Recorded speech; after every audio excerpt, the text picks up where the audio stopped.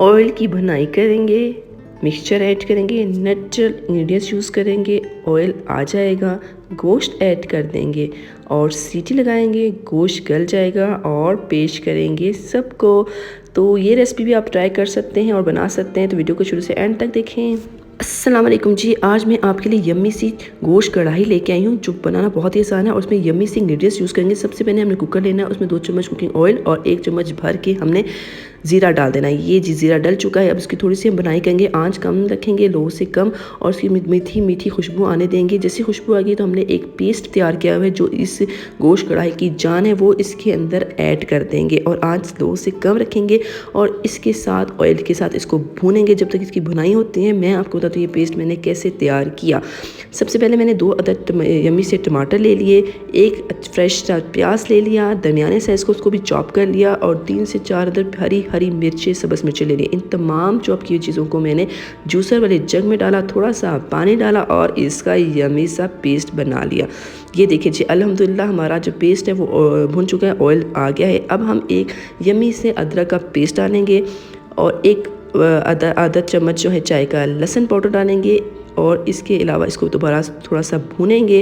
कच्चापन कम होने के बाद फिर हमारे स्पाइसेस की बारी होगी। आधा चम्मच लाल मिर्च पाउडर, आधा चम्मच कुटी हुई लाल मिर्च पाउडर और हस्बे जायका इसमें हल्दी और नमक ऐड करेंगे। नमक आपने हस्बे जायका ऐड करना है और उन तमाम मसालों को जी इसी मिक्सचर में, इस पेस्ट में भुनाई करनी है। भुनाई का अमल बहुत ही इंपॉर्टेंट है। और फिर जी गोश्त ऐड करना है, आधा किलो छोटे गोश्त ऐड करना है।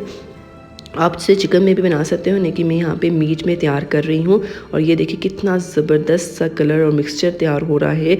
शुक्र अल्हम्दुलिल्लाह, यानी कि अल्लाह की ये शान है कि हमें इस काबिल बनाया है कि हम अपने लिए अच्छे से अच्छे खाने तैयार कर सकते हैं। और इतनी देर तक देखिए गोश्त की भुनाई होगी और ऑयल जो है वो आ गया। और भुनाई के बाद हमने 2 गिलास भर के पानी का ऐड करना है, मैंने उसी जग में ऐड किया था।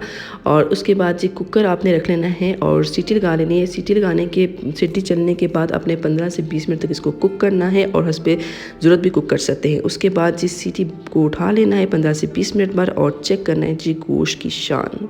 अल्हम्दुलिल्लाह जी, ये आप इसको सालन के तौर पे भी यूज़ कर सकते। इतना प्यारा कलर आए, उसको आपने मज़ीद ड्राई करना है अगर कढ़ाई बनानी है, और इसको डिश आउट करना है और इसको मज़ीद प्यारे प्यारे से नेचुरल इंग्रेडिएंट्स का सजाना है। और आप देखें कितने यम्मी और कितनी आसानी से गोश्त की कढ़ाई तैयार होगी। इसको अदरक, पुदीने और मैंने सब्ज़ मिर्चों से डेकोरेट कर दिया है। तो यकीन करें ये बहुत ही यम्मी बनी थी, ये आपके दस्तरखान की शान होगी।